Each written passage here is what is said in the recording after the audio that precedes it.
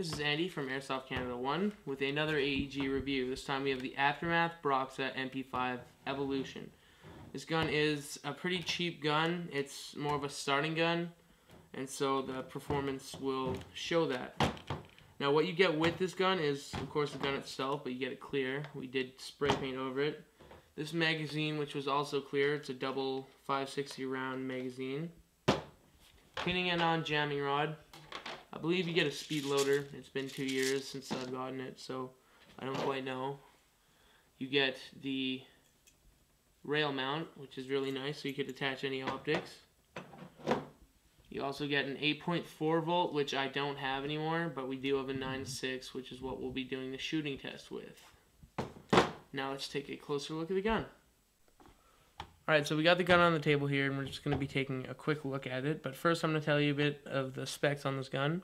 It fires about 400 FPS with a .2 BB, but I don't really like the accuracy when you use a .2. It's kind of all over the place, so I use a .25, making it about 358 FPS, or 121 meters per second, with an average flight distance of 66.82 meters. So taking a look at the gun, we're going to start here at the buttstock. Get a close-up here. Now, what I really like about the MP5, or this MP5 anyways, is the full buttstock. You can put any type of battery in you want, and it's really easy to get to the battery. All you do is pop this thing down, push it down, and it comes right off, revealing the wires. And to put a battery in, it's really quite simple. You got lots of room. Just connect the cables, slide it in the compartment, tuck the cables in here.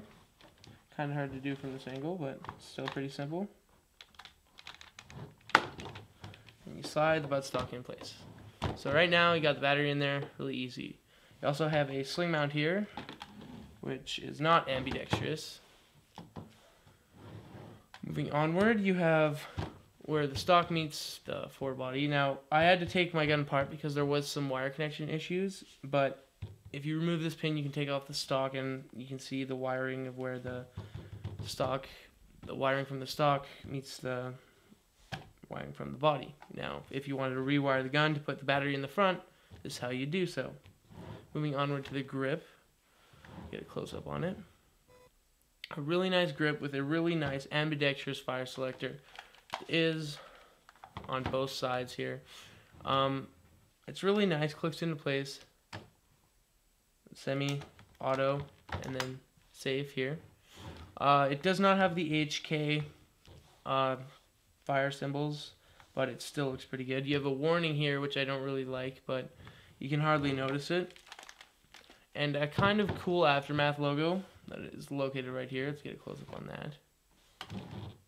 Now you notice that I did paint the upper receiver black. It was clear before because we do live in Canada, but I did paint it black. Now we don't advise you doing this, but we do use it for filming, so it kind of looks bad clear.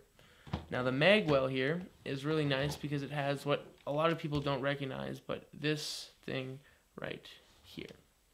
This is a sling mount. A lot of people call it other things, but it is a sling mount. So it's there, and usually you'd have a mag release here, but mine is, it's made out of really thin plastic, so after using it about 50 times it just snapped right off. But it is fine because you do have a mag release right here. So it fits any of the magazines you want. I use my low cap 100 round mags in it. You just press the release. Also fits. It's really bad looking double mag. Just release. Really simple. Moving onward on the gun. A hop-up right here, which is really good. I like the external hop-ups a lot better because if we get a close-up on the hop-up, right here, it's just a little lever. You move it to adjust the hop. It's not internal, so it doesn't get moved around whenever you pull the charging handle back. Now this charging handle is non-functional. It doesn't do anything, although you can do the HK slap. And I've heard a lot of people say that it'll break if you do this, but I've done it hundreds of times and it's shown no signs of breaking. It does come with 2 front rails, but I do not have them here. I like to take it off because I do not use anything on the sides. This bottom rail it comes with, and it does come with this grip, which is really good. It comes with a really big, ugly orange flash hider and a small orange piece here, which you can screw off. A lot of people say that you can't screw it off, but you can. The front sight here is a standard MP5 front sight, and the pin here to take off the front grip assembly, which I don't advise doing with this gun because if you look carefully, you can see that it is cracked. I don't know if you guys can see that, but right there, it's cracked because I did take it apart and it's not held together very well. But I don't see any need of doing that because the battery is housed in the back. Now the front sight, or the back sight I mean, is a 4-post sight. If you can get a close-up on this. It has 4 selectable positions. Each one is bigger than the other one. And that's pretty much it for the breakdown of this gun. The gun is entirely made out of ABS plastic except for the metal gearbox inside. Everything on this gun you see except for the rails is ABS plastic. Now, this gun is, once again, a starting gun. I wouldn't advise this for people who have played the game or people who have money to buy a better gun, but it is a nice starting gun.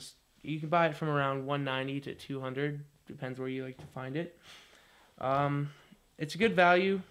It really hasn't broken on the shooting wise on me yet, but I do advise getting a better gun. So we're going to show you the upgrades that you can get for it coming up. Alright, so we've got the gun on the table here, and we have decked it out with our various attachments that we have lying around. This is the same attachments on the M4, so we're not going to show you too in-depth. But it looks pretty cool with the grip, silencer, scope. One thing we forgot to mention with this ACOG scope in the last one is that it does have battle sights. Not very accurate, I'm not going to show them. It does have battle sights on the top there, and then it does have all the trademarks of the real scopes. I've actually used and held and had experience with real ACOG scopes, and yeah, this is what they look like in real life. So it does have the full trademarks and everything. So, and for those of you that asked, it is from Velocity Arms. That is where we got it from. For about $50 plus shipping and handling. Really good deal. And yeah, we're going to have a shooting test coming up. Alright, so we got the target about 30 feet downrange. And we're just going to be taking a couple shots in semi and fully auto. Let's start to shoot. As you can see, it's pretty consistent on semi-auto. We are trying to sight the gun, so it's not as accurate as it could be. Now for some shots on fully auto. Now when I switch to fully automatic, you can see that this gun has no problem at 30 feet with hitting the bullseye. Alright, some closing remarks on the Aftermath Broxa Evolution MP5. It's really good for what you pay for it. The accuracy, I was surprised when I put .25s in it, the accuracy that you could reach. Still not the quality of G&G, but it's still pretty good for what you pay. I give it a 6.5 out of 10, just because of the plastic breaking and whatnot. It does have a little bit of creak, but as you can see, you can deck it out pretty good, and it's an okay gun.